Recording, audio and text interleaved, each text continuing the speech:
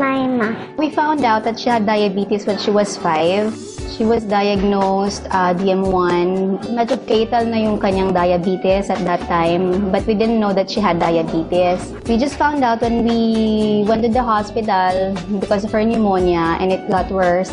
And then from that time, the diabetes came out. From then on, it had been hard for the family because she had to take insulin twice a day, 1 in the morning and 10 units in the evening. Since she had the diabetes, we have been monitoring her sugar. We've had less sleep in the night because we have to make sure that she's not hypo.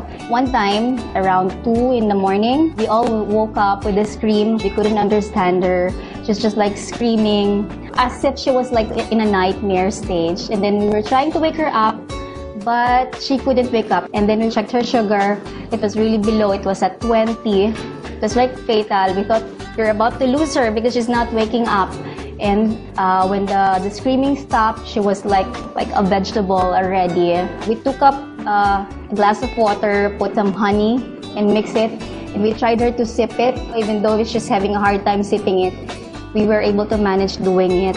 And then we checked the sugar again. Eventually, the sugar came up, but it was like the worst 5 to 10 minutes of our life. We thought that we're gonna lose her at that point.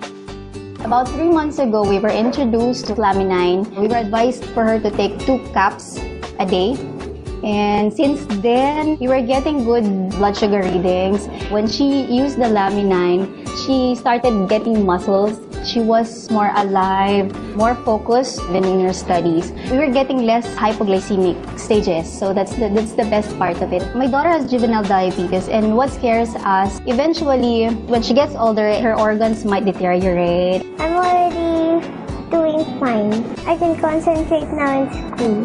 I'm not fainting anymore, and I'm feeling good since Mommy gave me Laminine.